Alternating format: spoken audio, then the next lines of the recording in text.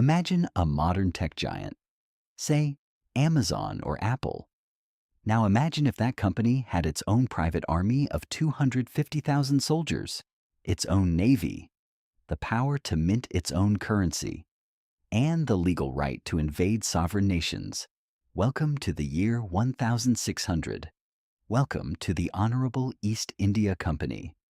It started as a simple group of London merchants looking to buy spices. It ended up conquering the entire Indian subcontinent, ruling over 200 million people, and accounting for half of the world's trade.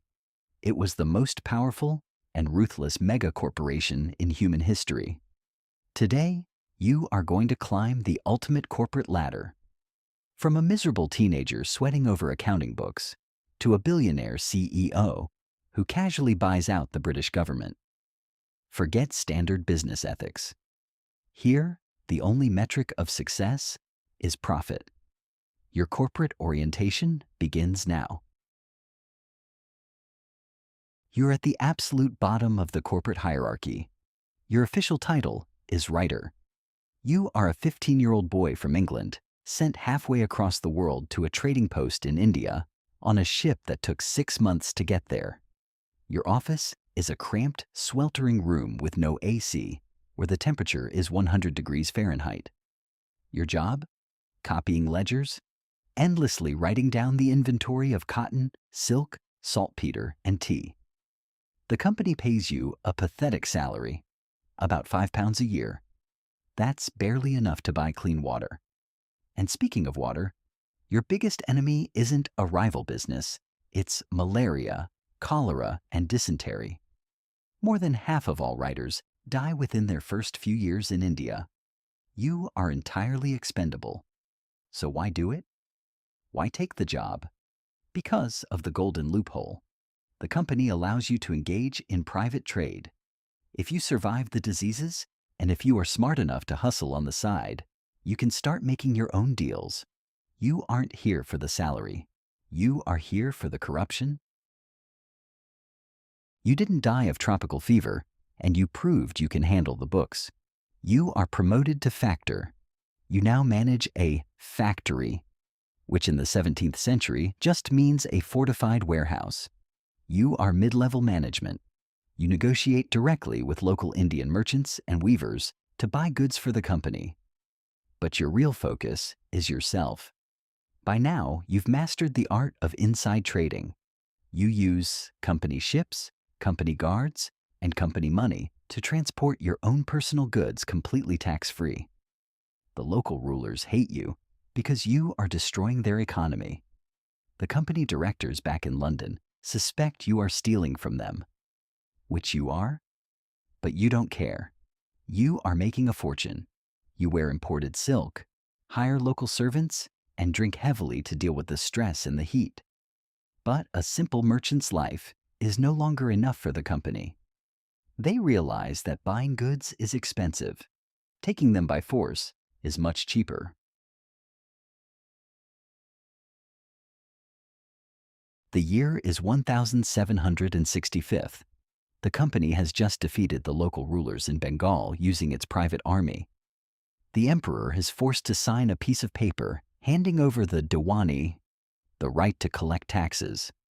You are now a collector. You are no longer just a merchant. You are the government. Your job is to squeeze every single drop of wealth from the local population of Bengal. You travel the countryside backed by sepoys, local mercenary soldiers hired by the company. If a farmer can't pay his taxes, you take his land. If a weaver refuses to sell his silk at a fraction of its value, your guards break his thumbs. During the Great Bengal Famine of 1770, where millions of people starved to death, your primary concern is making sure the tax collection doesn't drop. In fact, you actually raise the taxes to compensate for the dead workers. Your actions are incredibly brutal and completely divorced from human empathy. But your quarterly reports look fantastic. And your personal bank account? It's overflowing. You have reached the top of the regional ladder. You are the governor of a presidency. like Bengal, Madras, or Bombay. You rule over millions of people with absolute authority. You don't just live in a house, you live in a palace. You ride on elephants decorated in gold. You have hundreds of servants, a private harem, and you receive literal chests of jewels from local princes as gifts, which is just a polite word for bribes. When you finally decide to retire, you return to England. The public calls you a nabob, a mocking term for an aggressively wealthy company man. You are so obscenely rich that you buy massive country estates. But old money aristocrats despise you. They think you are a vulgar, corrupt thug. So what do? You do what any good mega-corporation executive does. You buy the system. You use your stolen Indian wealth to bribe your way into the British Parliament, essentially buying a seat in the government to ensure no one passes laws that hurt your precious company. But even a governor has bosses.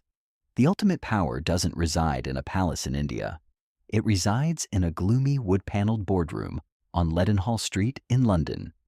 You are one of the 24 men on the court of directors. You have never been to India. You have never felt the heat, seen the starvation, or fought in the wars. To you, India is just a giant spreadsheet. Your only job is to declare dividends for your shareholders.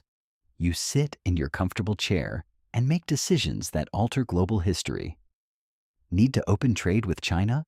You start a massive illegal drug cartel, smuggling thousands of tons of opium into Canton and triggering the Opium Wars. Need a bailout because your corporate mismanagement almost bankrupted the company? You just walk down the street to Parliament, which you already own, and demand a government bailout. To help pay for this bailout, you force a tax on tea being sent to America, a decision that directly triggers the Boston Tea Party and the American Revolution. You are untouchable. You are the apex predator of global capitalism. But no monopoly lasts forever. In 1857, the company's private army finally mutinied against its corporate masters in a massive and bloody rebellion. The British government had to step in, dissolve the East India Company, and take direct control over India. The greatest mega-corporation in history was liquidated. Could you have survived the malaria as a writer, or would you have become a ruthless governor? Let me know in the comments. Don't forget to like, subscribe, and stay tuned as we climb the ladder of history's most fascinating syndicates. See you next time.